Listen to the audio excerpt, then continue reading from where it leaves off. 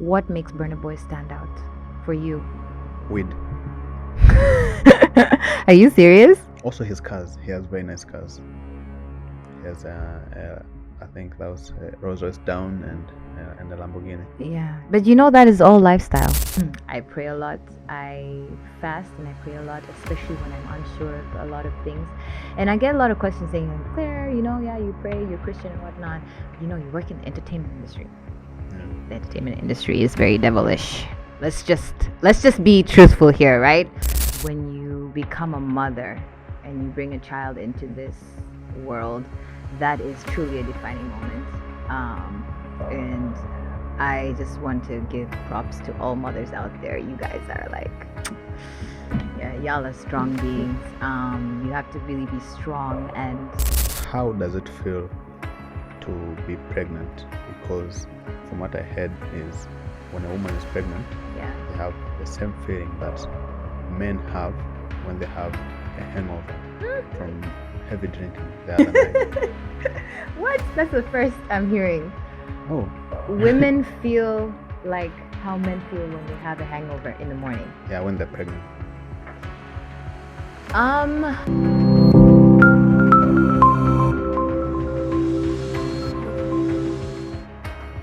Hello, welcome back to Make Your Own Destiny podcast, the podcast that inspires you to shape your future.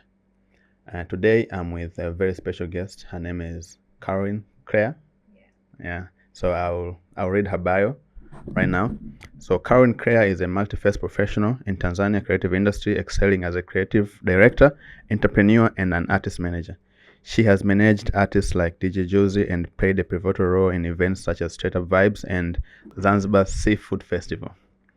Following her near-to-death experience in mid-2023, she embarked on her music career under a stage name Caramera, with plans to release an EP in 2024. Additionally, she serves as a vice chair of events for the Tanzania chapter of Women in Music. So, Claire, how are you doing? I'm great. Thank you for having me. You're welcome, and thank you for coming. You're welcome. So, what's Women in Music? Okay, interesting. Yeah, Women in Music is an organization that supports women in the music industry, but it's not that narrow because women in the music industry can mean pretty much anyone. So it could mean your artist, your producer, your entertainer, your visualist, even women who manage male artists are considered. This organization was founded in America in the 1980s, but they slowly grew and expanded, and now ever since past 2 years they've been expanding in Africa. They have one branch in what's this called, in Nigeria, and one South Africa, and we opened the third one, Tanzanian chapter. Yeah. So Women in Music is a global brand. Yes, it is a global brand. So the one that we're managing is just for Tanzania? It's just a chapter. So basically what we have is that you have the global brand that's the main head office in the States. And then everybody else everywhere is a chapter, is what they call it. Oh, okay. Yeah. And why is it focused on just women? It's focused on women because in general, within the entertainment industry and music industry, women face a lot of challenges due to gender equality. Because, let's not get ahead of ourselves. That still exists very much so. And because specifically like in Tanzania, there is a struggle for women in the music industry because it is a male-dominated industry. A lot of the leading roles are led by males, and even when women try to reach those roles, there's a lot of back and forth and experiences and journeys that they go through, especially that affect their mental health as well. And opportunities are not always set out for women in the industry. So it's more like a platform to help facilitate women and their dreams in the music and entertainment industry. So if you want to further maybe your talent. We're kind of a platform that offers not just help, but education. Because I believe that a lot of the women in the music and entertainment industry are not well educated, especially in Tanzania. They don't understand what their rights and what their rights are, what they're capable of doing, their limits, their boundaries.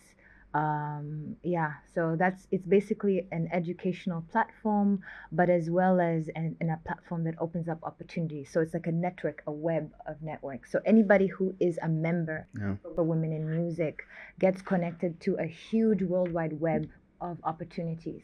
Like if you're a producer and you're looking for maybe an artist, you basically, if you're linked to the organization, you can easily get connected with people around the world.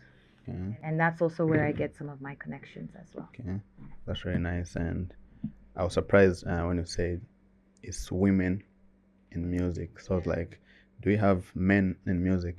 Unfortunately, I don't know. I need to counter check on that. But you see, the thing is, when we launched last year, yes, we are focusing on women in the forefront, but we do support men as well. Okay. And especially for those who are uneducated in the market, or who need help or who need a platform to build their network and things like that, especially if you're managing women, because it's not easy to manage a female artist or a female talent.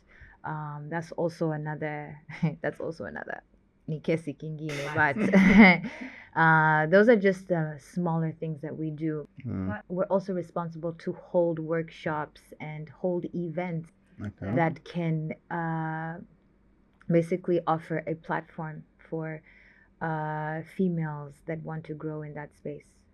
Yeah. So how about those men who identifies as women? We haven't gotten there yet. Okay. You said men who identify as women? Yeah. Okay.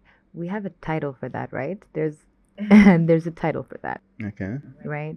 No, I'm just saying socially there's a title for that. I'm not going to say any names or mention anything, but that opportunity has not arisen yet. But we are literally open to anyone, really.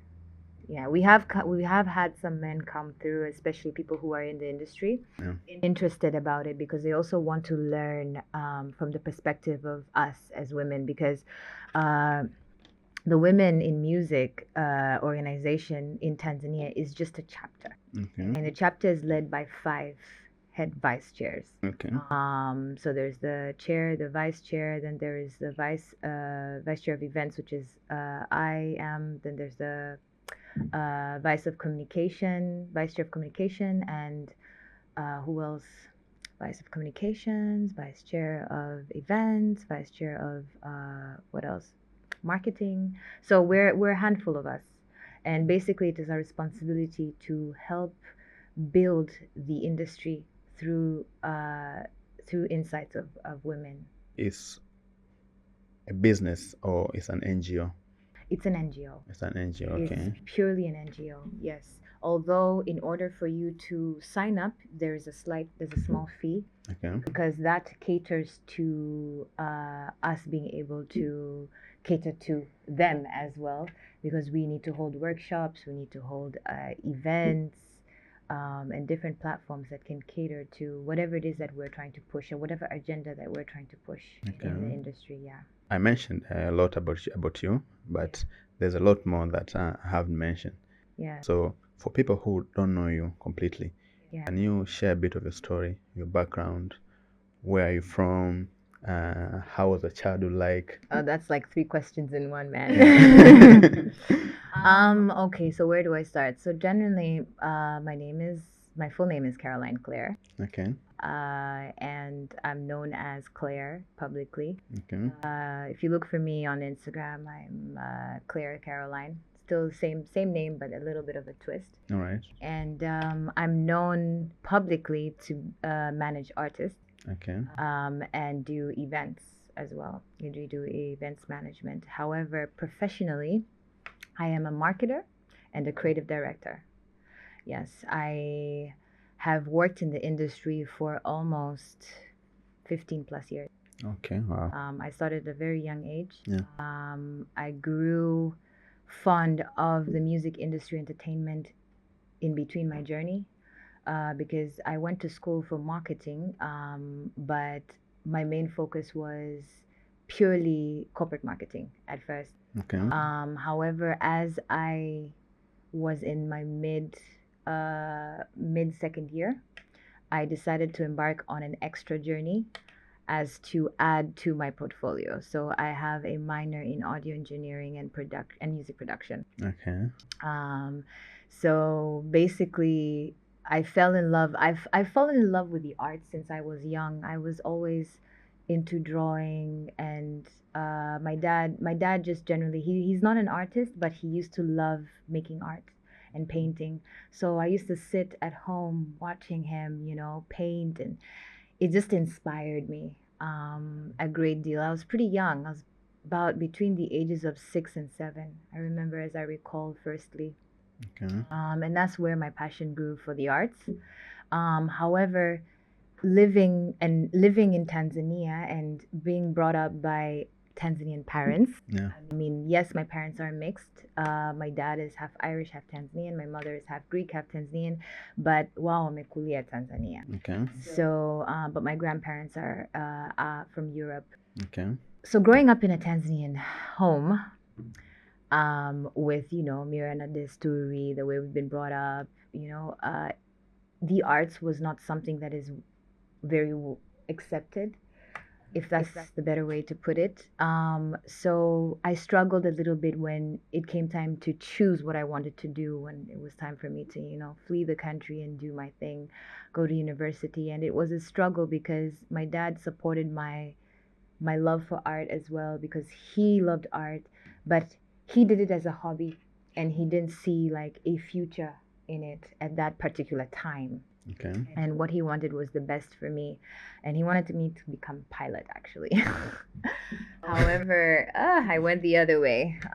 So in a nutshell, I had to prove to my parents that there is hope, even though it's not in full artistry, but however, you can apply your artistic talents to marketing, the concept of marketing, and a lot of other visual theories that come under that. So yeah, I can remember very vividly growing up in my mom and dad's household, the love of music. Okay. And I can say that my love of music has been generated through their love of music. I remember listening to the likes of Whitney Houston, Toni Braxton, even Weinbach, the Jacksons, and the list goes on.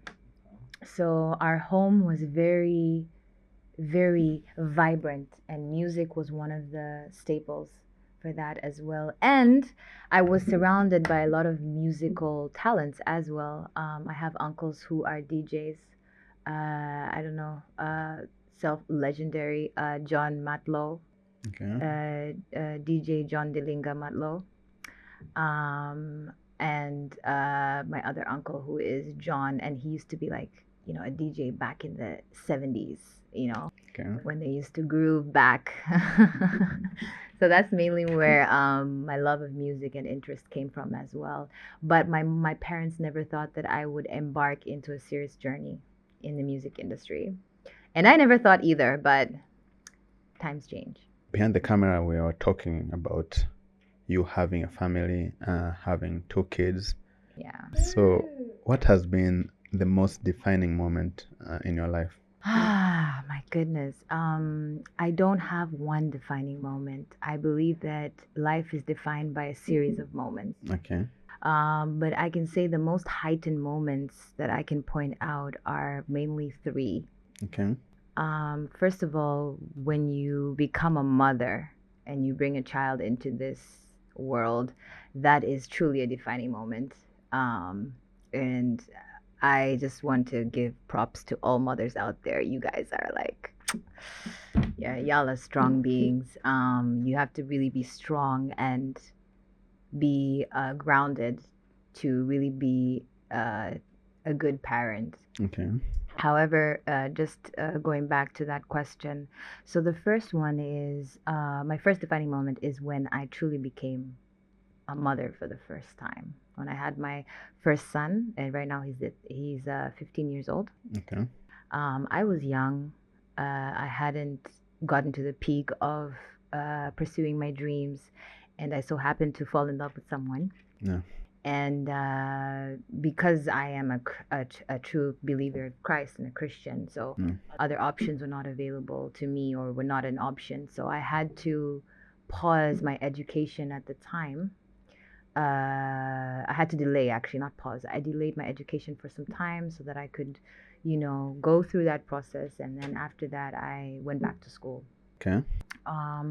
However, so that I can say that is one moment that really redefined or redefined my life, because it changed everything for me.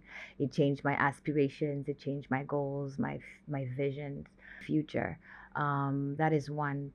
Two, when I first received an award that I didn't expect I was going to receive. It was CEO, Innovative CEO of the Year.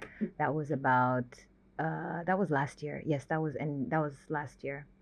And I was first of all, I was nominated for two categories, which was a creative category, and then the other one was, I can't remember what the other one was.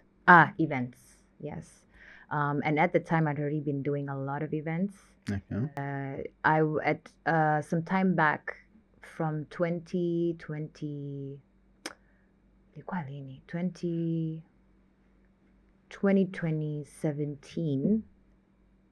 17, 18, I started seriously working with my brother, Sniper Mantana, Okay. who is a beast and a mogul in the entertainment industry. Okay. And mwanzilishi wa Straight Up Vibes.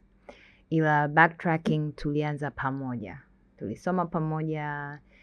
We went to college as well together in KL, Kuala Lumpur.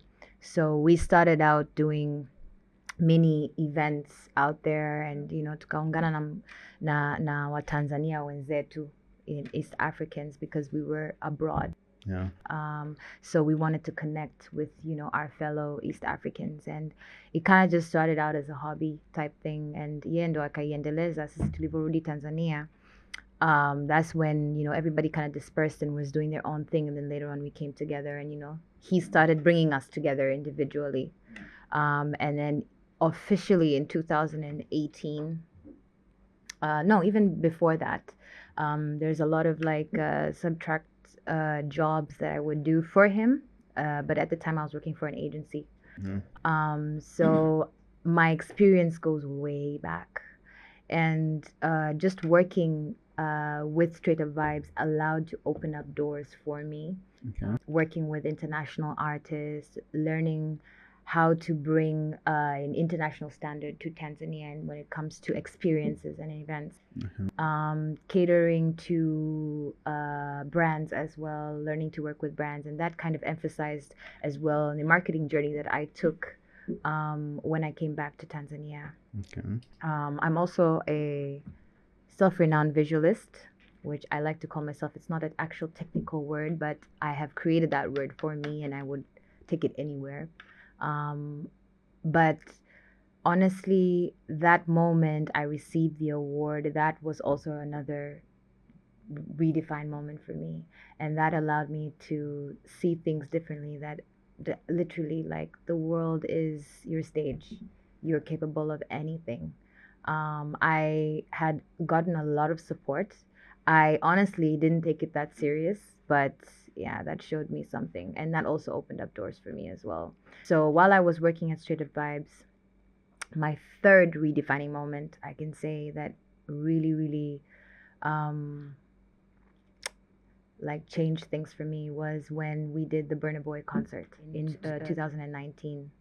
That was just before Corona hit, and I think that concert was just electric for me. Yeah. It was a wild experience. It got me to see things in a different light, and it was my first time working with a worldwide international star at the time who was so relevant, so it was a very a very touchy moment for me. And I got a chance to meet Burna Boy and his mother, who is his manager, who I even look up to as well. Yeah. Yeah, so those are the three defining moments that I can put out there. You know, being an entrepreneur is very difficult. Yeah. So I've been wondering, what challenges do you face as a female entrepreneur, especially here in Tanzania right now? Whew, that is a good question. Complicated one as well. Yeah. As an entrepreneur, I think every female entrepreneur passes through their own challenges. Depending on what industry they work in, I think different industries have their own specific challenges. Yeah. But let me speak from a entrepreneurial perspective of overall women first, and then I'll get into some details when it comes to the entertainment industry, because the entertainment industry is not like any other industry. Yeah. Okay, so I would say the first challenge is being misunderstood. Us as women tend to be misunderstood. By who? Just by men and women as well. Okay. Number one. Number two, because we come from a male dominant country. Yeah. Now things are changing. Thank God for mama. We come from a male dominant country. Everywhere you go, men are the staple. And you as a woman, or me as a woman, whenever I sit on the other edge of the table in a boardroom with a man, I have to come up to that level so that I get the respect that I need, and we can understand each other mutually. Otherwise, it is tough to make an impression as an entrepreneur. Number one. Number two, as women, I believe that we need to have a sharp vision. And I believe women make amazing entrepreneurs because ni wamama, wanajivunia. Yeah. You know, there's a type of, not just pressure, but there's a type of endurance that women have that I think is amazing for entrepreneurship. But then because of that, we're looked at as, we may come off as intimidating. And that may create a wedge between whatever it is. People may be able to perceive you a different way. If you're the kind of person who is confident and you come off, very confident and sturdy, sometimes that might come off as strong and arrogant. So those are just a few challenges that I believe that women go through that are core, that affect other things as well. Now I wanted to move to the entertainment industry. Yeah. Where the entertainment industry, music industry, and the creative industry, it's all about perception. It's all about how you look, how you make people feel. You know what I mean? Yeah. So if you're the kind of woman who has grounds and you are, you know what you want, you have a vision, sometimes again that might come off as very intimidating. Yes, inspiring, but if I have achieved more than, let's say, an example, a man, that may be perceived a different way, and then there's always a lot of other things ambao watu wanajaribu kupekua, like, how did she get there? Who did she go through? What ladder did she climb? Why are we perceived that way? Because at the end of the day, kimira na desturi, a woman is supposed to probably be home, taking care of her family. It's a man's job. Yeah. So in order to be a really good female entrepreneur, you need to be like a man. Okay. That's why I say it's a man's job. But I think I think right now, us as women, a lot of women right now are really redefining the status quo. Yeah. So as a woman, you do a lot of stuffs. Yes. You have your own family that you have to manage. You have artists. Yes. You have to manage, like DJ Joozey, who, by the way, right now he's a very hot artist. And you also do events with Straight Up Vibes. So how do you manage to do all those things at once? First, let me just correct you. So I used to do events with Straight Up Vibes. Okay. I used to work with them and as a creative director. Okay. What happened was in 2022, end of 2022, right after our our concert with Kiss Daniel, Okay. I decided to embark into a personal journey, which was growing the company that I had already opened but hardly had time for. Yeah. So I had to make a decision to leave Straight Up Vibes and to really focus on my baby and my projects. Yeah. So it's been not easy. I'm not going to lie. I'm not going to sit here and say, hey, it's as easy as it comes. No, it's not easy. It needs a lot of determination, discipline, focus. Focus is so important, and it's easy for a woman to lose focus because we are emotional beings. But I can say that between work, entrepreneurship, being a motherhood, Yeah. there's always help. I'm not going to lie. I don't know if most women say this, but there's always help from family.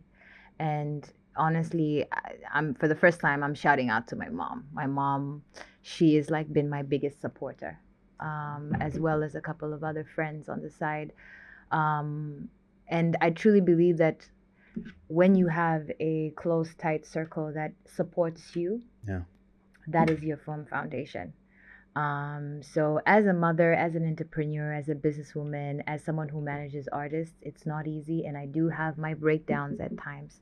Lakini, yani sisi kama wanawake tunajivunia sana. And I think that's where the inner strength comes from. I pray a lot. I pray a lot. I fast and I pray a lot, especially when I'm unsure of a lot of things. And I get a lot of questions saying, like, Klaire, yeah, you pray, you're Christian and whatnot. You work in the entertainment industry. Yeah. The entertainment industry is very devilish. Let's just be truthful here, right? I'm not saying it is, but there's a perception of it. So there's that contradiction as well. But I believe that because I know where I stand, I am firm for my vision and I know where I want to go. And when I work with you, let's say as an artist, I make sure that I understand your vision or where isia zako, where you want to go, what your vision is, or how you see yourself in the future.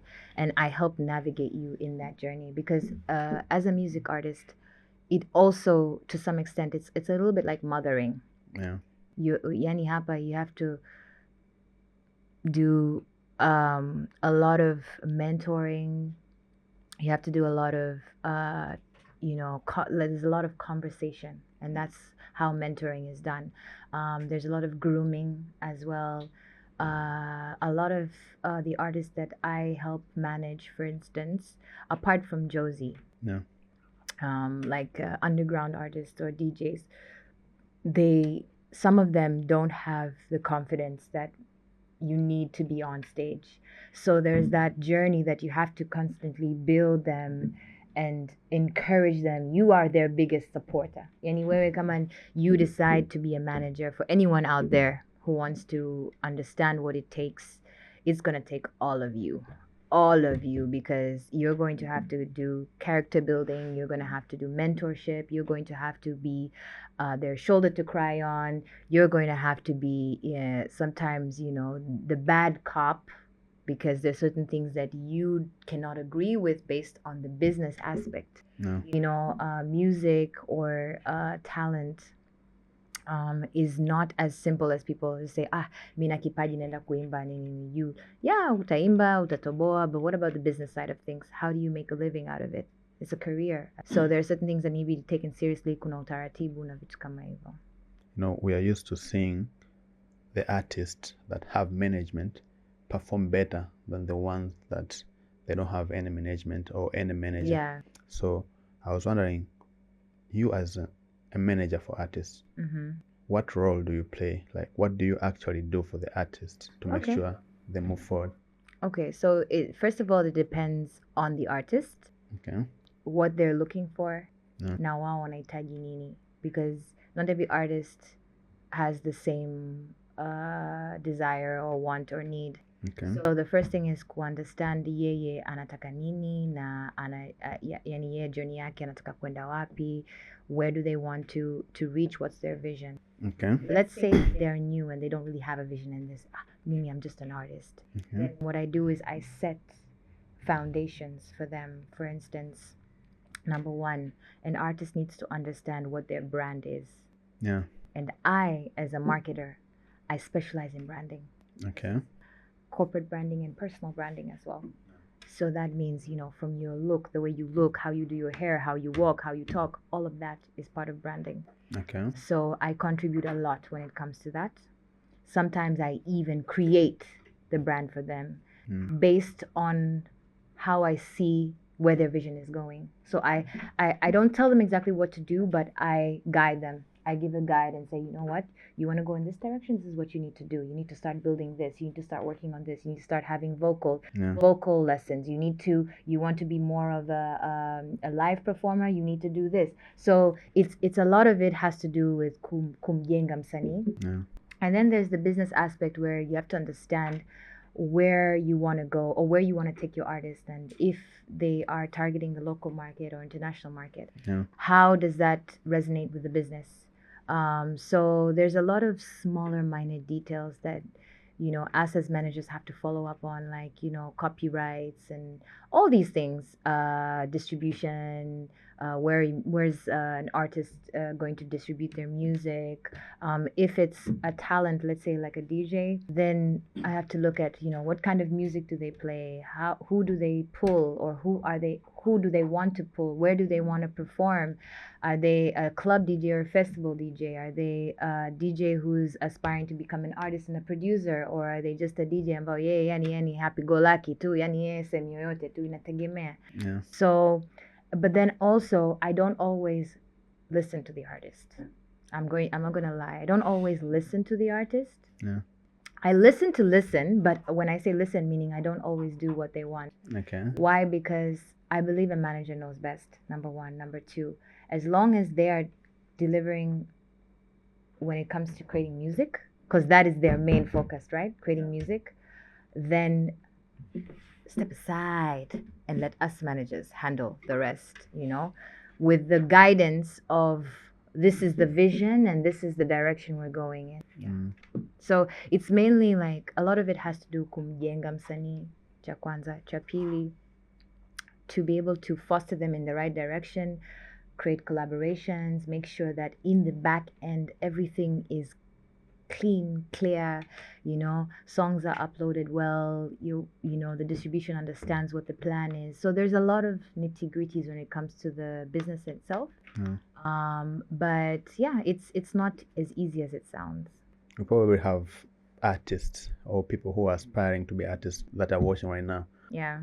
What if they want to work with you? What does it take for them to work with you?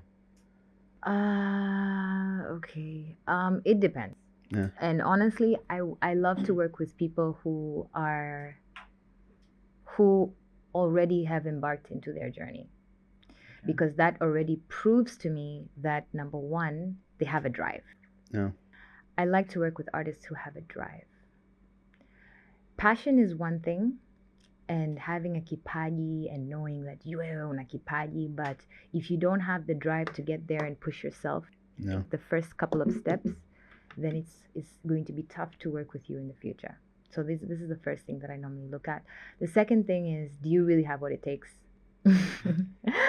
Are you speaking truth? Yeah. So I normally evaluate the situation based on that and the hunger, because if you're not hungry as an artist, it's going to be hard to sell you as well, because I do 40%, 60% is the artist. Why I say that is because what are we selling? We're selling their music, right? Yeah. So they have to deliver when it comes to muziki or their talent or whatever it is, and the 40% is only me adding to that to help support them. But it's not easy. When it comes to dealing with egos, alter egos, artists are the first ones on the line, because in order to also jump into that artistic space, I wouldn't say they switch up or change, but they get into a zone where they're their artistic self of expression. So at times they can come off as a completely different person, or someone who may have certain tendencies, but all I can say ni ngumu. It's not that easy. Yeah. So as a manager, you're basically like a mom and a boss as well. Yeah. Because you have to deal with their psychology, Yeah. their branding, Yeah. how they walk, how they talk, how to sell, Yeah. how they market as well. Yeah. So what strategies do you use to market an artist? Jamani, unaniuliza maswali ya, these are my secrets. Huh? You want me to give my secrets away? Yeah, only on MOD podcast. Well, I'm not gonna say everything. However, it's really about like what target market you want to focus on. If let's say we're in Tanzania and you're a local artist, I mean like you're an artist, but wewe ni unataka kufocus na bongo flavor, meaning that your, I wouldn't say niche, but your main focal point ni wa Tanzania. So you categorize your music as local. But if you want to go the international route, there's a certain staple that you need to reach in terms of the sound, the type of music that you sing, your sound, the quality of the production of the music, as well as, and even in bongo, like in when you think about international, it's the whole world that's watching. You're targeting people out there that have different mindsets, that have different ways of thinking. So you need to be, as number one, not just attractive, but strategically, everything that you do strategically, when you release, let's say, music, you need to have a point of attraction. Why is, let's say, let me see some of these biggest stars, like for instance, Burna Boy. Let me ask you a question. What makes Burna Boy stand out for you? Weed.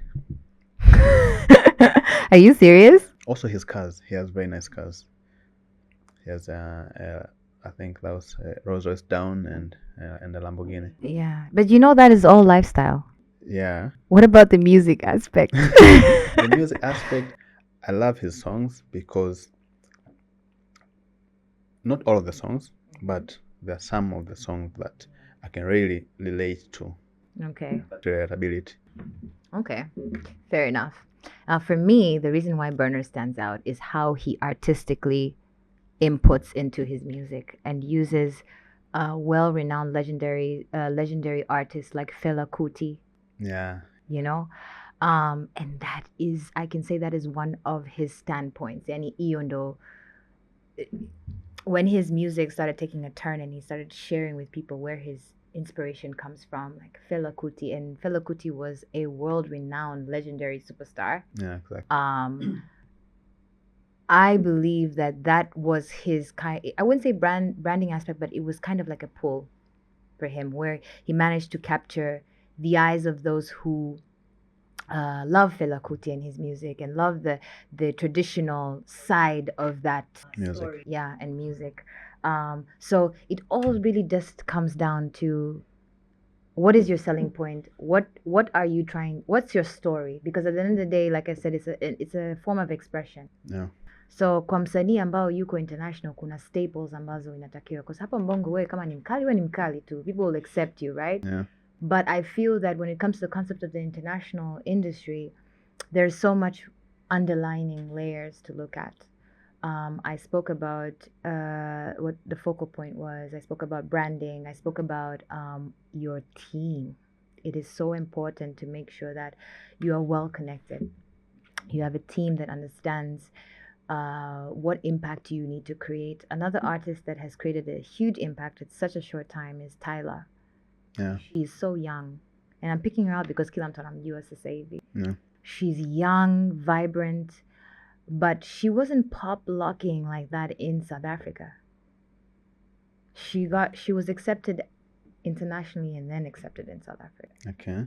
And she didn't want to focus on, or I wouldn't say, I don't want to speak for her, but when I look at her journey, she didn't focus on the local music. She loves the local music. She's inspired by it. She loves to dance. She does all her piano moves and everything. But if you listen to her music, a lot of it is a combination, a fusion of all her inspirations. But she was targeting international market. Okay.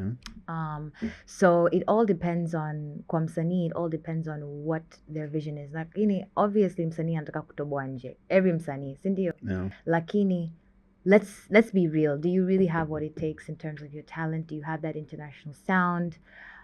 Are you open to learning how to grasp the international audience? Because you have all kinds of people who love all kinds of music. But what makes you stand out at the end of the day? You know, a lot of artists, they usually go broke just after they are not relevant anymore because of unnecessary spending, because of they don't have that financial education. They're not literate in terms of financials. So you as a manager, how do you approach budgeting and financial planning for an artist? First of all, I am very, very, very vocal about it. I like to state in the beginning what needs to be done so that they already expect, like, jamani, we need to do this, this, and this, and this, and this is the budget for moja, mbili, tatu, nne, tano. So what we do is based on the strategy. I'm going to use the example of my most recent upcoming artist. Her name is Noxie Bailey, and she's a female artist. Okay. She's amazing. She's got that international sound. Noxie Bailey. Yeah, Noxie Bailey. And in her case, I strategically applied creating like a structure for what we need to do in terms of what are we targeting first. So when we released her first track this year, which was the only track this year because tulikuwa tunamaliza, you know, other tracks and whatnot, and we're just trying to, she's just stepping into the market. So tunaanza kuangalia, testing the waters of how people are responding to her voice, her music, the direction she wants to go. I told her we specifically need to focus on streaming platforms. Because if you want to target the outside market, everybody's on Spotify, everybody's on Apple, right? Yeah. After we've targeted the streaming platforms, then we can move to YouTube, which is more of the visual aspect.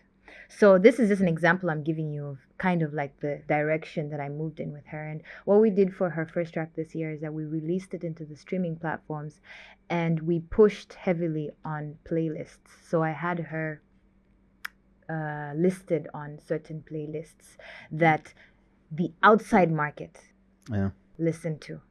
So your Afro beats, your kuwekwa kwenye bongo playlists.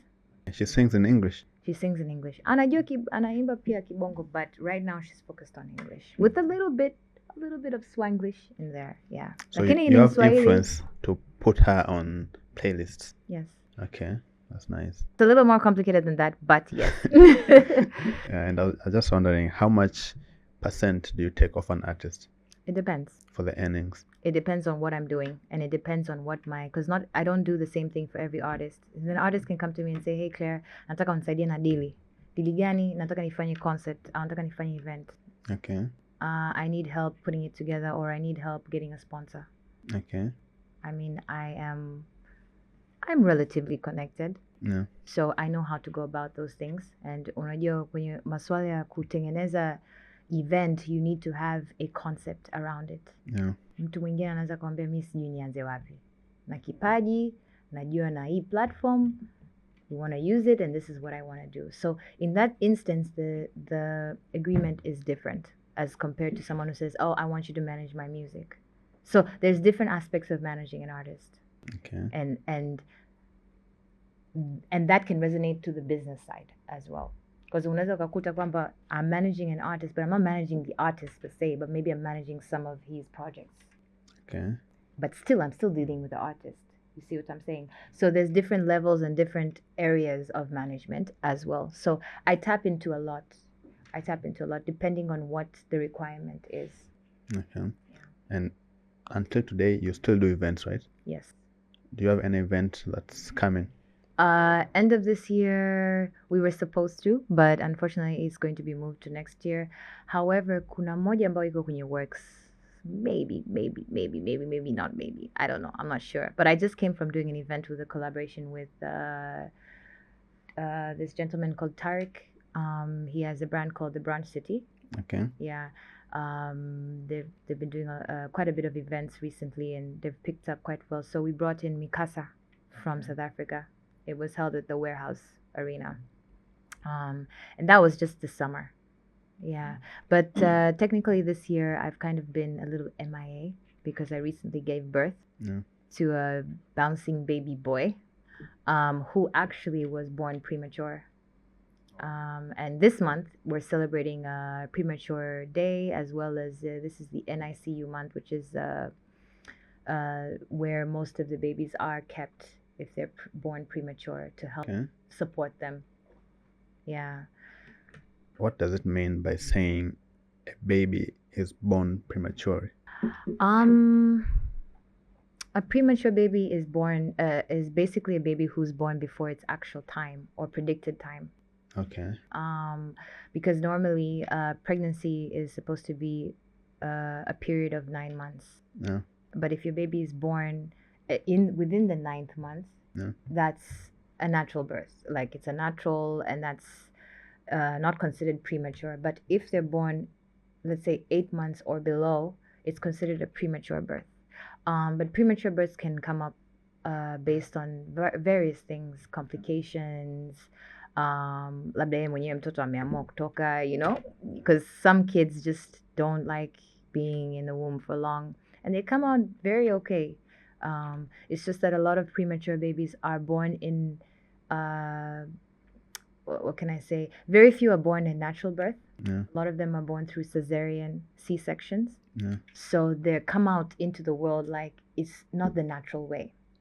So they need to go under some sort of support before they can, go out there and, breathe the air we breathe and whatnot. So there's a lot of like testing and a lot of series of tests and just vitu ambavyo wadaktari wanafanyaga tu, just to make sure that the baby is well breathing and is healthy.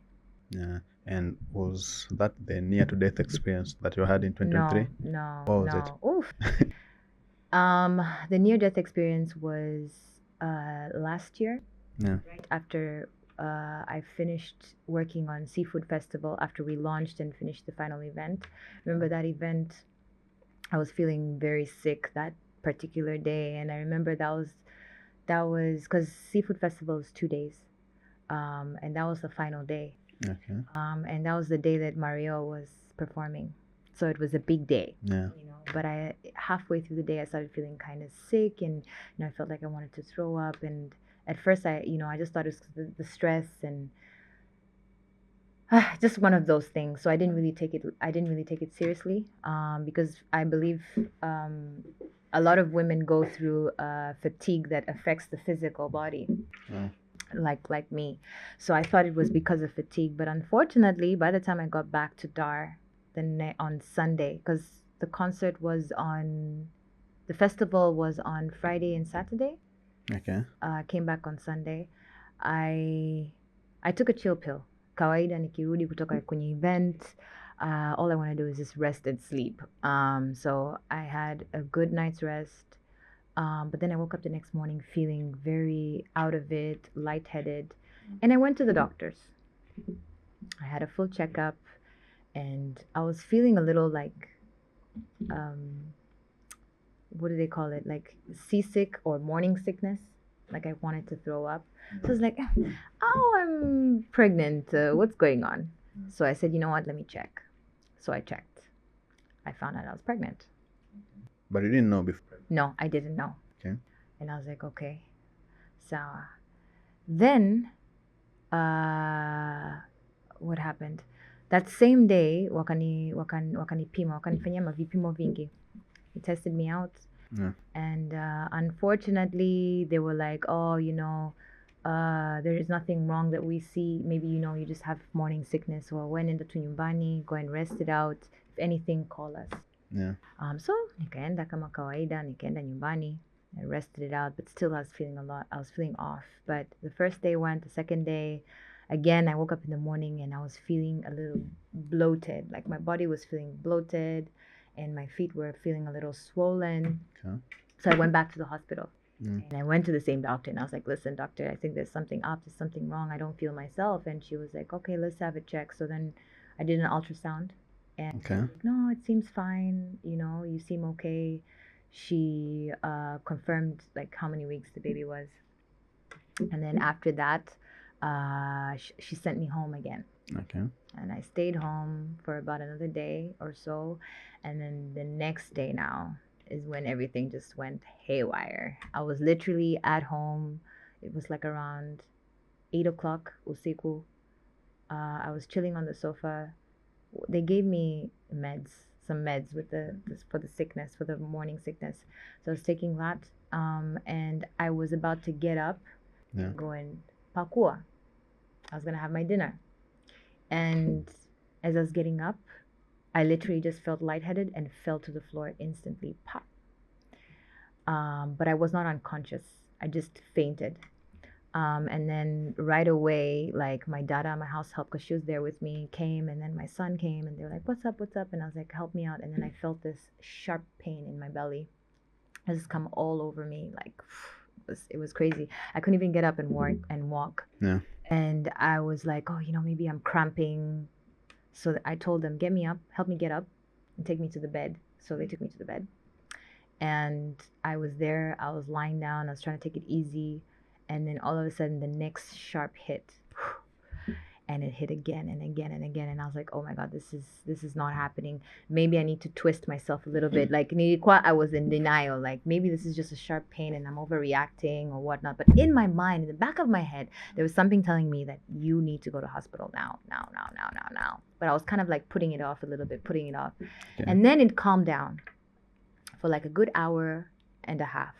Yeah. And then I remember after it calmed down, I woke up.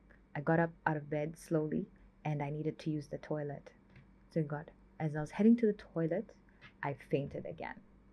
And that was when, and I didn't like fully faint where I was completely unconscious, but that is when I was like, okay, this is serious. So I called my son and I told him, call an Uber right now, right away. And he called an Uber and Uber came, picked me up. He had to carry me because I couldn't walk. Picked me up and took me to, and took me to the car. And then we left my son behind him, but then my dada came with me because she knew that I'd need help. So got to the hospital and the nearest hospital at that time. I'm not going to mention the hospitals, but I got to the hospital and it was very fast. I got there and I told them that I have moja mbili tatu. I've been coming for the tests and I think there's something wrong with me. And they were like, okay, tukufanyia vipimo, and they were so slow, like, yeah, tukufanyia vipimo kaya hapa. They got me a wheelchair hapa kwanza, and I was telling them, guys, I feel like things are closing in on me. I literally feel like my world was closing in on me. The pain was excruciating. I couldn't see properly. It was foggy, constant pain, and then the pain kept going, kept lifting up. Like it started at the bottom and kept going up. And then the guy was like, oh, you know what? We can't help you. All of a sudden, he was like, we can't help you. You need to go to Aga Khan, like emergency center. So, what? Aga Khan? And I was all the way in Masaki. And I was like, Aga Khan in Masaki? That distance? I was like, no freaking way. So what I did was I jumped on a call quickly and I called my partner. And I was like, yo. And he was like in the middle of DJing. Okay. Yeah. And I called him and I was like, yo. No, I didn't call him actually. My dad did. It's like, there's a serious situation. You need to come now. Yeah. So he literally left everything, came. He picked me up and they told him, take her to the next emergency like center, and they were like, go to Aga Khan.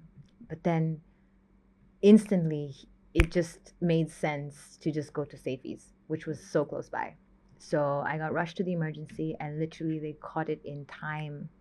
And to my surprise, well, not surprise, I kind of felt like something was wrong there, but to my surprise, I had an ectopic pregnancy. And that basically what happened is that the yai ilipasuka kwenye tube. Okay. That allowed internal bleeding. So I had some sort of internal bleeding that filled my stomach and it became life-threatening.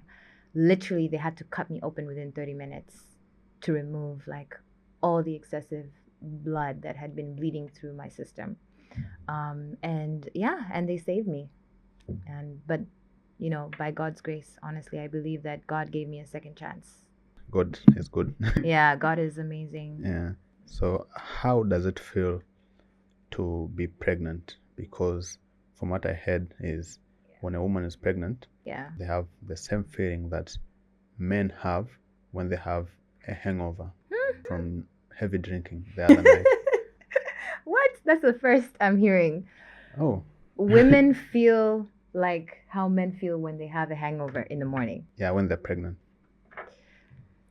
I don't know how men feel, but I'm guessing women, when they drink as well and they have hangovers, they also feel the same. Okay. Yeah. However, there's this thing called morning sickness. Yeah. And basically, it makes you feel like you want to throw up. And that comes because it could be triggered by a lot of things, like, for instance, smells or like environments, or just generally the body just telling itself that I am pregnant. It's just how us women were made. But I can tell you one thing is that not every pregnancy is the same. So my first pregnancy, I was extremely excruciatingly sick. I was sick every day, like literally I was like crawling. But this particular pregnancy, the one that I had, what's this called, most recently, where I have a bouncing baby boy called Ethan. I actually surprisingly found out at 5 months. So, and then had him at 7 months. So I was literally pregnant for 2 months. Yeah. You found out that you're pregnant? I literally officially found out when I was just entering the 5th month. Okay. And I gave birth on the 7th month. So I was pregnant for 2 months. Wait. Hold on. So you are missing periods for 5 months, and that didn't ring any bell? No, I wasn't missing periods. Because remember, I'm going to backtrack you. I had an ectopic pregnancy. Okay. Right? So I already had a medical issue with my system. Okay. And because I had an ectopic pregnancy and because it ruptured within that area, I lost, one fallopian tube. Okay. And basically, so when you lose a fallopian tube, it's either you miss 1 or 2 of your periods. Okay. Right? And it can be very irregular, or you can go a couple of months without having periods, or you can go like for Lizzo having periods. So it really depends on a woman's body. And that's why even right now, personally, I've taken on being an advocate for women's health, because of the experiences that I've faced in the past 2 to 3 years. Have changed me drastically. And it's also opened up my eyes to a whole different world of experiences when it comes to mother and childbirth. But honestly, I'm gonna be honest, I was not getting like irregular periods, and for me at that time it was already normal because I was already used to ilehali. So I can say that I was shocked when I found out. And I was even shocked when the doctor told me that it was 5 months, because I wasn't showing like that.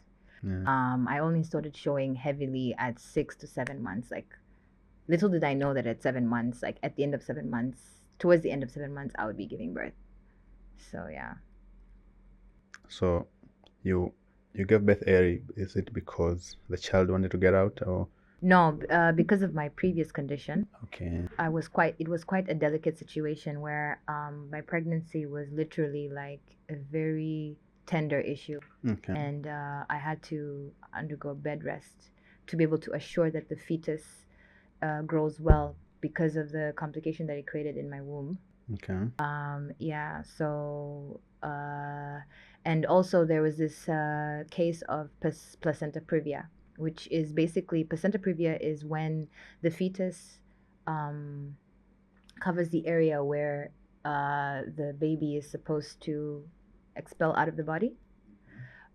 So when that happens and the baby continues to grow and it doesn't move to the right positioning, then it creates this situation called placenta previa, and it can create severe bleeding as well. So that is kind of what led to to my situation with me having an early premature birth. Oh. Yeah. Yeah. So you've been through a lot, and you also do a lot, and you seem to be a very God-fearing person. Yeah. Yeah. So you believe in God. I definitely do. What role does faith play in your life, or also in your business? Faith plays a very important role. Okay. Like, first of all, for my personal foundation Yeah. in Christianity, and as a follower of Christ Jesus, the Lord. In the Bible, there's a verse that states, if I can remember correctly, Hebrews 10, verse 17. It says, faith comes by hearing, and by hearing the word alone, through the word of God and Christ Jesus. So I believe the firm foundation of faith is to understand the word of God first. Okay. And everything and every lesson and the information that the Bible gives us is a foundation for understanding how faith works and how we can also apply that to our lives today. When I mean our lives today, I mean our daily lives in what we're doing. Because faith, honestly, from the way I see it, is that if you truly believe and in faith, and you truly believe that there's a God, then obviously you believe that there's possibilities as well in your life, right? When you have faith something is going to happen, you alone believe it's going to happen. And I believe that is one of the firm foundations that I have in my life because of the strong faith that I have in God, and that allows me to believe that anything is possible. Okay. Yes. I don't know if that's Yeah. clear. Yeah. And I also believe faith allows you to grow. It puts you in a position to grow and to understand yourself and what you're capable of in the understanding of God, because I believe that faith is a word that people also use in the normal term, but it's a huge term if you're a Christian. And you're a follower of Christ, because that is the foundation for salvation. Faith in Christ is a foundation for salvation. And when you put that as well, or apply that in your daily lives as well, or I apply it to my daily life, when I think about me putting faith in my talent, putting faith in what I do, putting faith in people, and believing that this is possible and it's going to happen, that is foundation. Yeah. I passed through your Instagram. Yeah.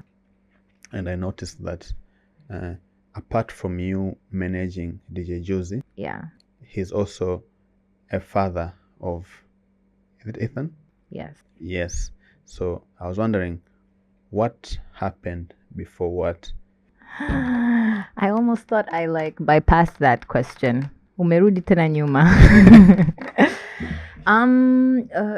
Specifically, what do unamaanisha nini hapo? Like, what are you trying to? What's your main question? My main question is, how do you manage working the father of your kids? Because you said when you're an artist, manager, you're like a mom.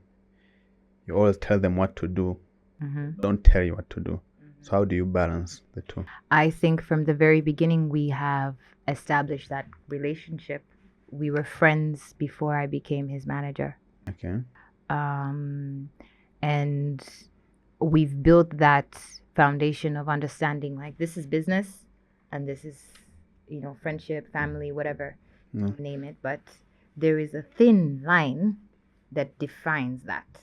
And we've always had that from the foundation. And right now, obviously, it's a lot more heightened. We are both in that space, so it's not difficult to navigate. Yeah. But there's a lot of dedication that needs to be applied to both sides. So family and we're both of us are very dedicated and disciplined and very focused people. So I'm not going to say it's easy, and I'm not going to say exactly how we manage, but we manage. Yeah, we manage. You still get paid the same way you used to. Those are industry secrets we do not share. But I can say this: this journey is all about building an empire. and building something that will be legendary at the same time. And it's not only for us, it's for our children as well. So yeah.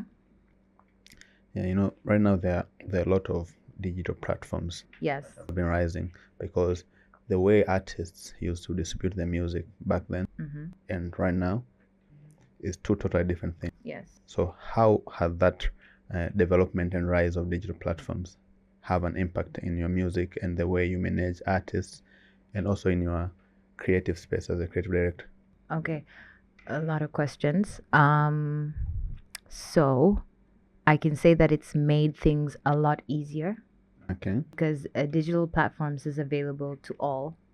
Number one. Number two, it's easily accessible. Number three, I believe that technology has paved the way to make systems and methods a lot easier.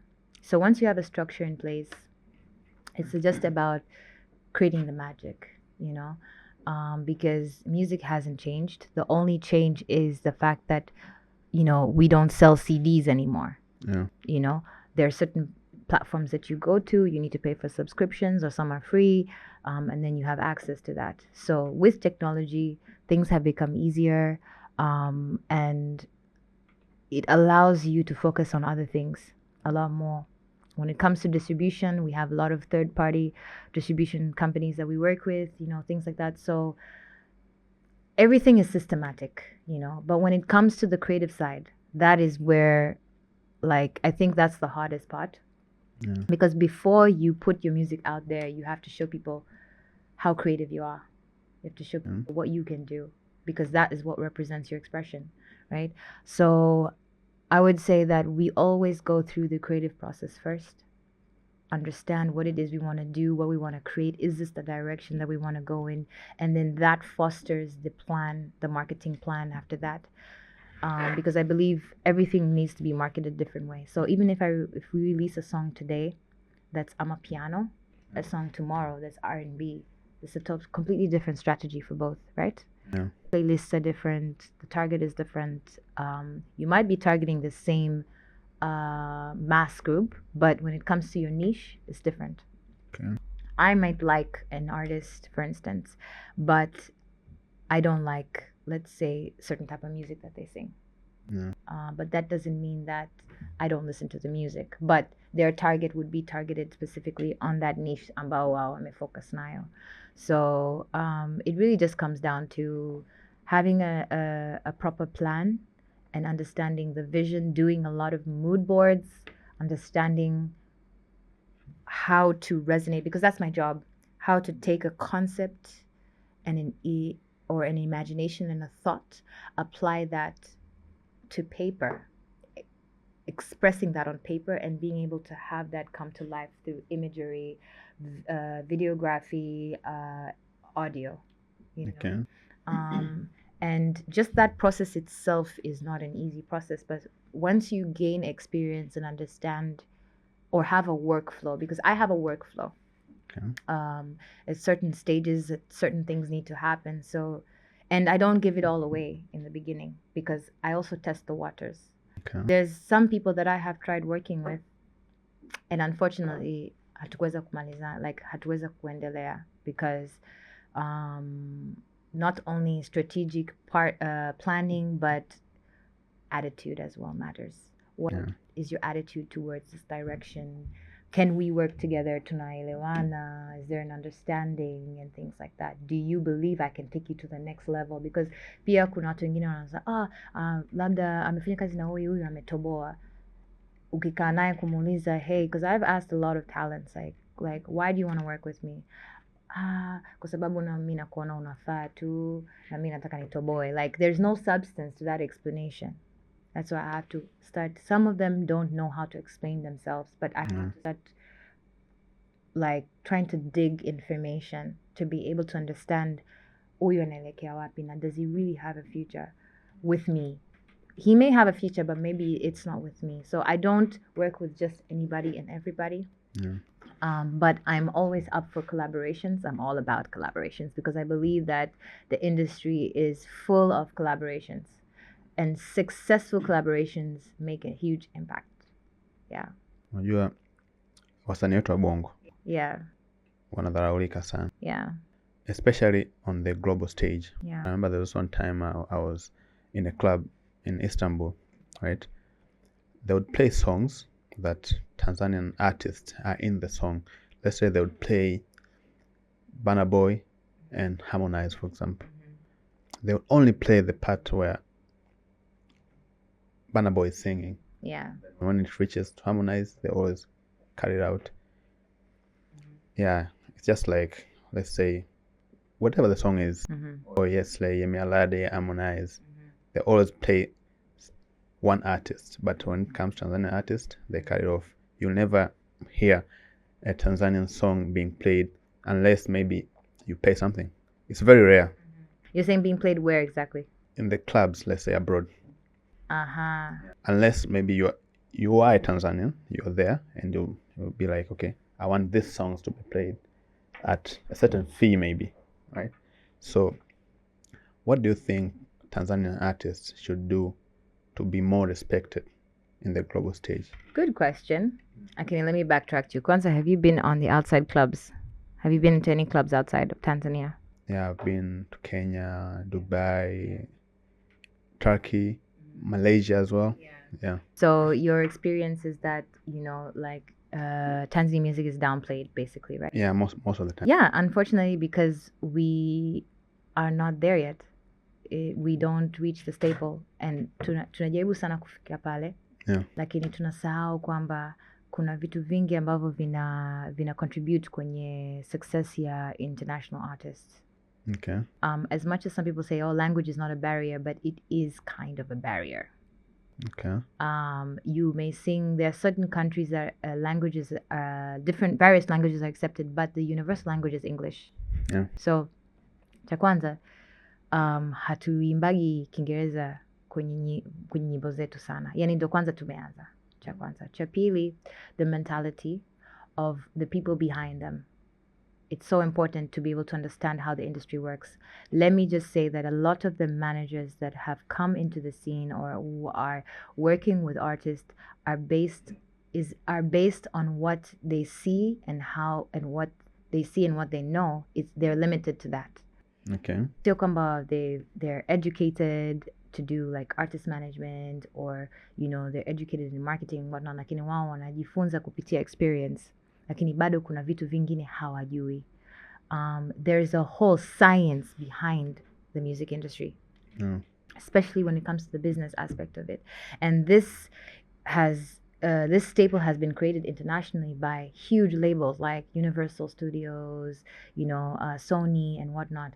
There's a systematic way of doing things in order for them kutoboa, and this comes down all the way to PR. And I think for Tanzanians, we downplay ourselves.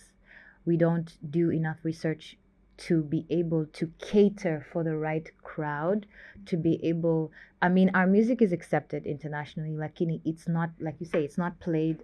You won't find it at these platforms. Labda kama ni Diamond, nyimbo moja moja hivi. No. I know Koma Sava right now is being played everywhere. It's a thing. But I believe it's a thing because it jumped onto the Amapiano bandwagon. Yeah.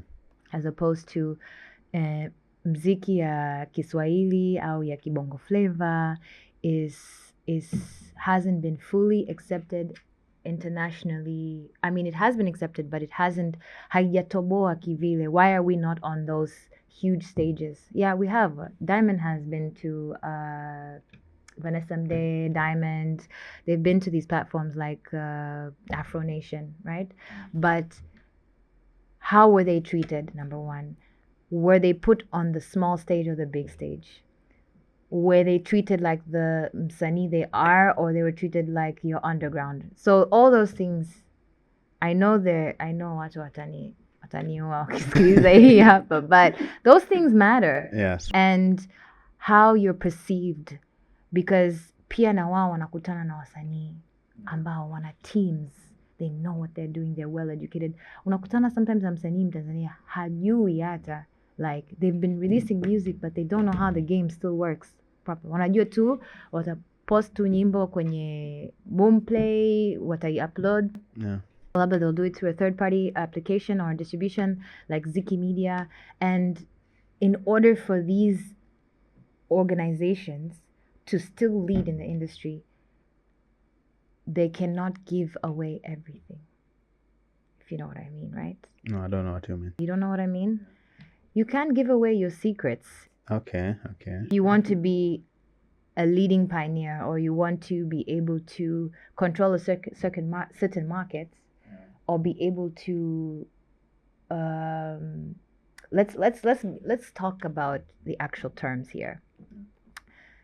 For any agency that is dealing with, let's say, distribution or copyrights or artist management, there is a system, like I said, Sindio. Yeah. And that system, while may create, it already has a stream, right? So any artist that comes under that label or that distribution company, wanapitia the same stream ya kila mtu, sindio? Kwa sababu wametengeneza structure, ndio. Lakini if you're an individual artist, you hauna management au hauna a platform that you can depend on, then you are in the dark. Because at the end of the day, when you're under these platforms, there are people who are doing these jobs for you. There are people who are uploading the songs, there are people who are following up on documentation, there are people who are making sure that you're signing the contracts, even though you read them and yukaa pale, but kuna mtu anatengeneza zile contracts, unanielewa?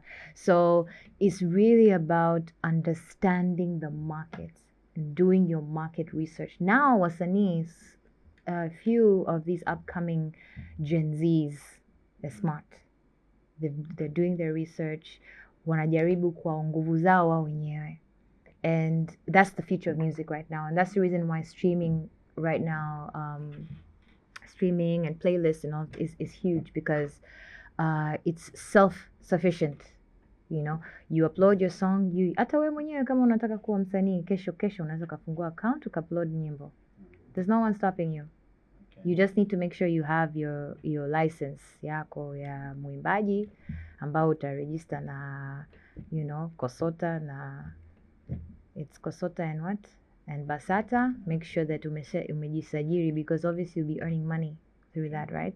So inabidi uhakikishe tu umejisajiri and you're recognized as an artist. Although there are some artists that have started releasing music without having kujisajiri, but that's basically it. Just be recognized by the government that you're an artist, and you can start releasing music. It's really that simple. Okay. It's really that simple. But when it comes to like the mechanics of how to come about, where do I go, who do I go, how do I get on this playlist, now those are industry secrets, my friend. You cannot share. So let's say you are given a job to manage Alikiba. Yeah. What would you change? What would I change? Yeah. I wouldn't change so much, but I would find a way to create another target market for him outside of Tanzania. Okay. Because Alikiba is so talented in his music, and he's ni mbunifu sana. Yeah. And I believe he connects very well with his fans. And I feel that people don't understand him as much out there. Why? Because there's no story connected. Okay. And I believe a lot of artists who have a story really connect with people outside. In this case, Kibongo Bongo, for instance, give you an example. What would you say is the artist that has connected with the international market the most till today? In Tanzania? Yeah. Diamond. Why? I don't know how he does it, but I think he's the one that most people internationally know him, because whenever I'm with my friends, let's say they're from Ivory Coast or Ghana, or let's say in the UK, whenever you mention about Tanzania, Diamond is an A-list. Yes. Yeah. Oh. Because he, Shatobo Anje. Yeah. You know, when you look at Diamond, the reason why is very simple. Because yes, ana kipaji. Yeah. But he also grew. The period of time when alivyokuwa anaimba alikuwa Tandale, sijui Tandale, si ndio? Yeah. When you compare that music and now, you can see the growth, right? Yeah. That's number one. He allowed himself to evolve into what he is now. So people have seen that journey and fallen in love with him because of that. Pia, he had already worked on making his fan base in Tanzania through his story. Unakumbuka mwanzoni alivyokuwa anaanza mziki, you'd hear a lot about Diamond kwenye hizi small newspapers, like Diamond kafanya hichi au kwenye zile newspapers za udaku.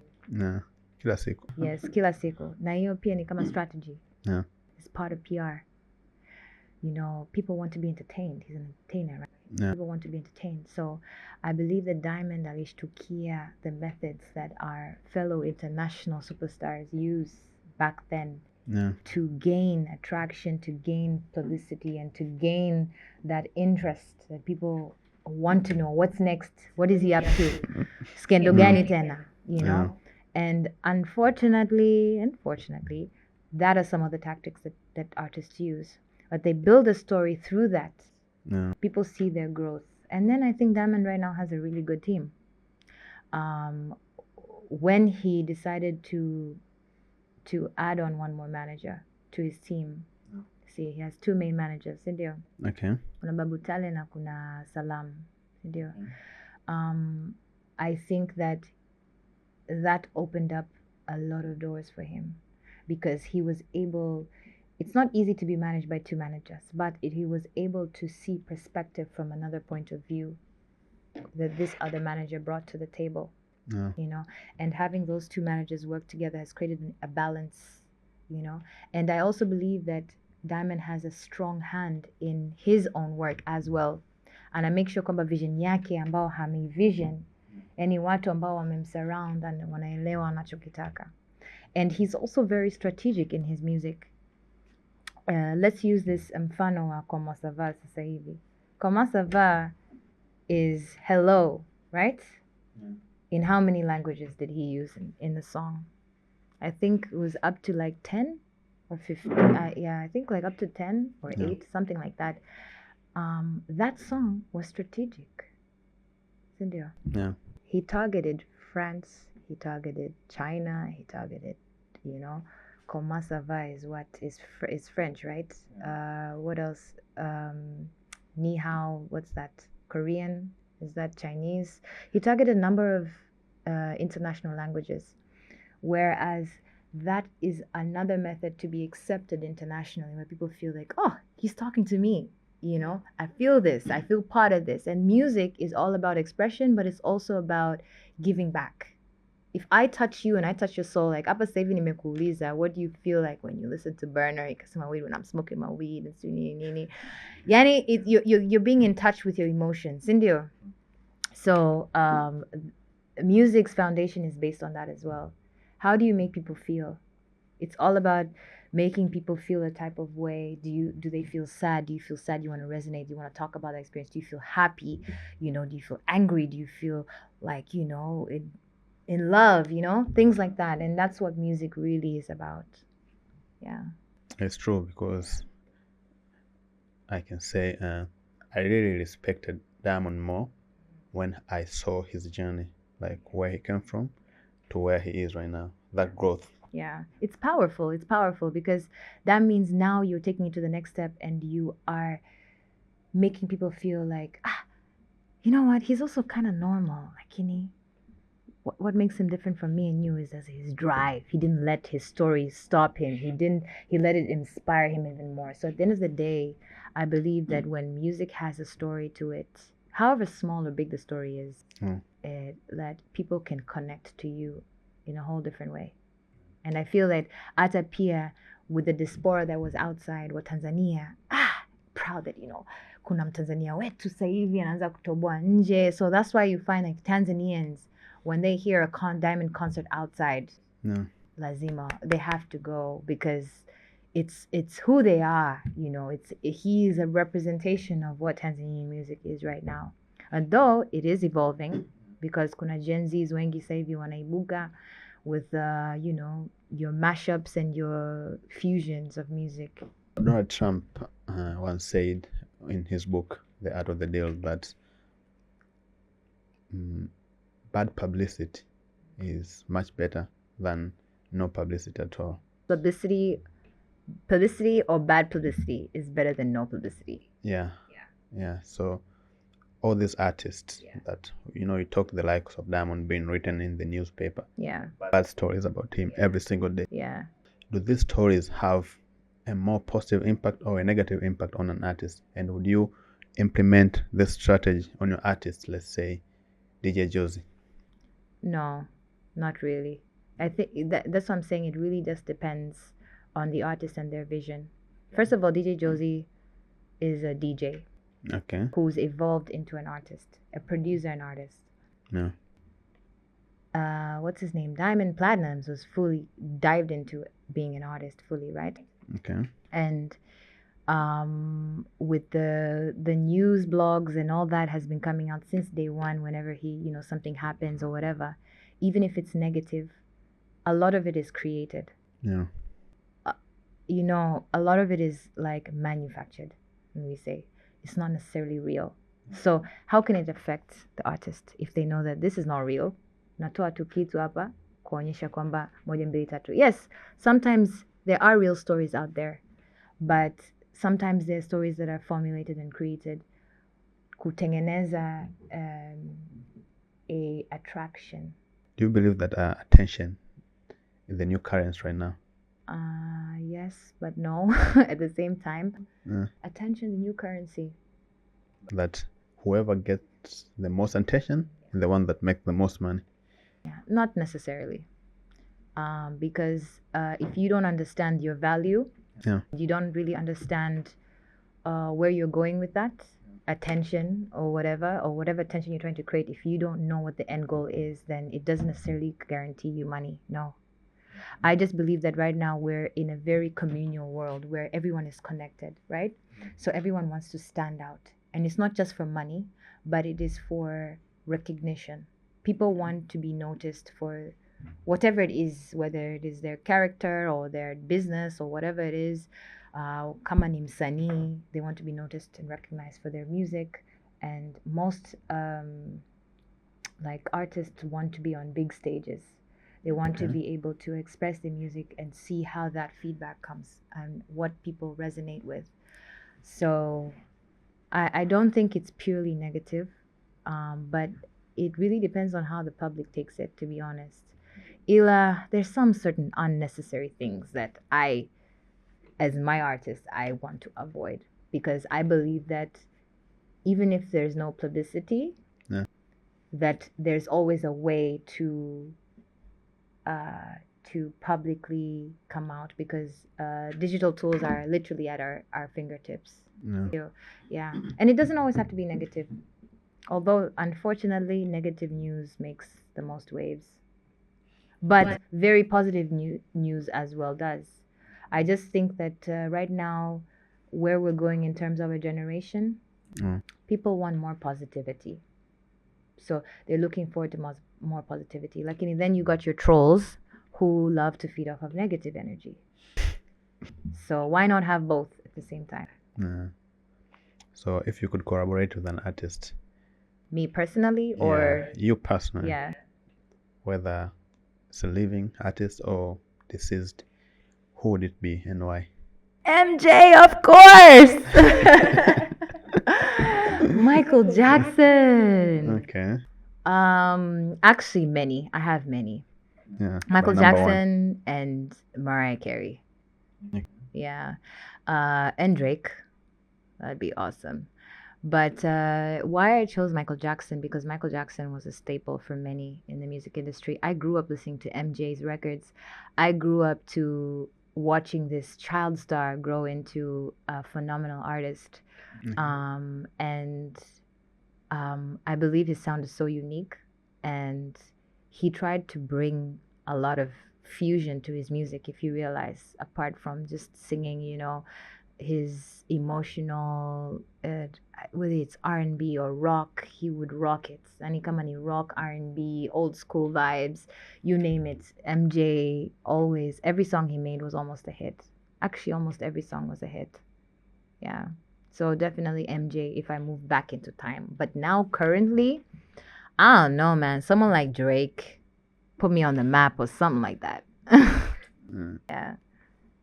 Yeah, so coming to an end, we have a program here on MOD podcast that a previous guest leaves you a question and you have to answer it without knowing who left you the question. Okay. And you as well, you have to leave a question for the next guest and they'll have to answer it as well. Okay. So a previous guest left you a question. Okay. And he's a developer, he's in the tech industry. Yeah, so the question is, with development of technology in Tanzania, how do you best use it, or how are you using it to your advantage in your career? Number one, I am all about research. So I use it to be well informed, number one. Number two, I use technology as tools to further my goals. Okay. And number three, I believe that technology is a type of intellect. Like, it's an intellectual space that if it is used for positivity, it can make a huge impact in the community. Okay. So an example, like for instance, solar panels are a technology, right? Yeah. They can do so much good in rural areas where there's lack of, electricity and things like that. So I believe that the development of technology is the next, what can I say, holy grail. Is the next holy grail of maendeleo. So, yeah, just short and sweet. You also launched your company called Klaire Creative Hub. Yes. What does it do? Klaire Creative Hub is a creative agency that basically focuses on developing the visions of the youth, as well as we do a lot of marketing for brands. But Klaire Creative started out as it was a passionate journey for me. Before I officially opened up the company, I was adamant about fostering the youth, or being someone that inspires the youth to do more in the industry, whether it is creative or not, but just in general. And I started out doing private lessons, and I started taking on creatives that I thought had drives. Yeah. And I just felt passionate about them and their passions and where I could take them. So I started off by, I wouldn't say training, but mentoring them into, these fine creative individuals that they are right now. And that kind of paved the way for me to open Klaire Creative. And that's why it's actually called Klaire Creative House. But it is a hub, really, for creatives who want to work and collaborate with Klaire Creative. We do talent management. We foster platforms that are educating, that, what do you call it? We do a lot of collaborations with organizations, with brands. So it's really, I like to think of it as a platform, really, more than a business. Yeah. That's really great. And we do a lot of events as well, like Klaire Creative events, and as well as collaborated events. Yeah, and not your vava voom event that everyone, or whenever you say event, concert, nini. An event can be an activity, for instance, like a workshop, or a networking event where you invite a certain number of people who are like-minded, and there may be certain topics to discuss, or certain initiatives to address, and things like that. As solely invested in the youth and women. Yeah. So, one of the most sensitive issues right now is mental health, because it affects a lot of people. Yeah. And some people don't even know that they have mental health problems. Yeah. Until it's too late. And from one of your interviews that you did, you talked about once being abused in your life, which affected your mental health. Yeah. So How did it happen, and how did you manage to overcome it? Good question. uh, Mental health starts with there's many forms of mental health, but I think mental health really starts off with number one, being in denial Okay. of your situation, your stance at that moment. And why would you be in denial? Because you're put in certain circumstances that can affect you. So whether it's your surroundings or the people around you, these are the people that really help or break, really build or break your way of thinking. Okay. I'm trying to break it down here so people can you understand, like people can really understand what I'm trying to say here. Yeah. Is that basically mental health is important because everything we do comes back to our mentality and the way we think. Now, if there is someone that's facing abuse or any kind of like, it doesn't have to be like physical abuse, but it can also be verbal abuse. Yeah. And they're not the kind of person who maybe, let's say, speaks up or stands up for themselves, they tend to soak those things in. They tend to withstand that. And it's not a bad thing, but after long periods of time, it becomes a norm. And the brain and the way you think feels that it's where you're meant to be. And it's hard, it's like a trap. It's hard to come out of that. And honestly, when it comes to my journey, there's been a series of events that has caused me to have like a mental break, like not a mental breakdown, but like to go through a couple of experiences that, you know, caused me to become depressed and feel like, you know, I am not doing much in life or feel that I'm not good enough. You see what I'm saying?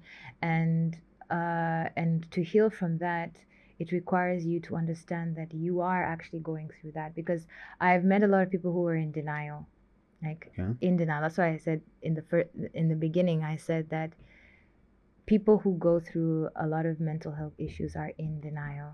They don't want to admit that they have It's not just about admitting, it's about coming to that realization kwamba I actually have something wrong with me right now and it needs to be attended. And how you attend it is also very important, because if you're surrounded with people who don't take it seriously, if you're surrounded by people who don't understand what it really means, and you don't have an outlet to express yourself, it becomes even harder to really heal from that. Yeah. And I can say I still have traces of it, and I have definitely healed, and God has been a huge part of that. But also the people who I surround myself with specifically contribute to that health, that mental health aspect. And it all comes down to our upbringings as well. Our parents, how they raise us, number one. Number two, the people we surround ourselves, like from early age, like schools, the role models that we look at, how do they treat the children, how do they handle people and their thinking? Because at the end of the day, it starts off, it's a psychological thing, even though it may happen physically or non-physically, but it affects the psyche of the brain, right? Yeah. So all in all, yes, I did speak about, I don't like to talk too much about it because it's quite a touchy topic. Yeah. But it's definitely something that needs to be looked at a lot lately, because we are affected mentally every day by what we watch, what we consume, Yeah. and what we surround ourselves with, and that solely affects our mental health. Yeah, especially social media. Woo! Social media is right now should be the number one culprit. Not just why I'm saying social media, there's so many other underlining issues like abuse and whatnot, but social media is one of the leading, because it creeps up on you. Yeah. It starts off by you feeling like you're not Enough.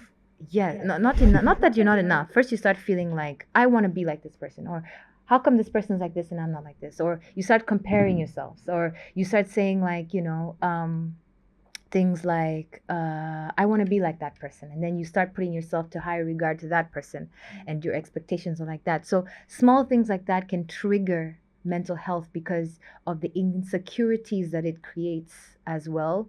But then there's the whole other side of mental health as well, which is more towards like the abusive side of someone feeling like wamekandamizwa, they feel like they don't have a voice, they feel like they cannot make an impact, they feel that they're a nobody.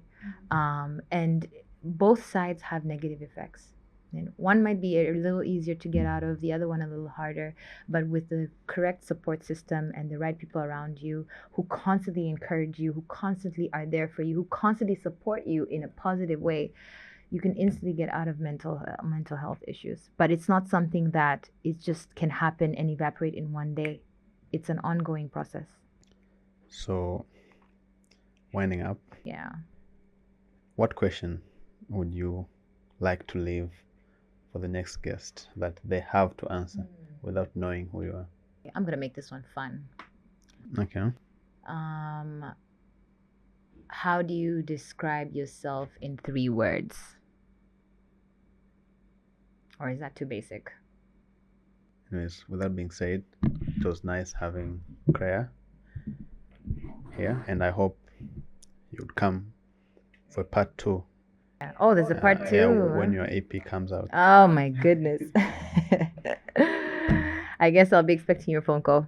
Yeah, so thank you for watching. Just like, subscribe, and follow us on social media, and also follow Klaire as well, because we'll put her handles down in the description. With that being said, see you on the next episode. Thank you.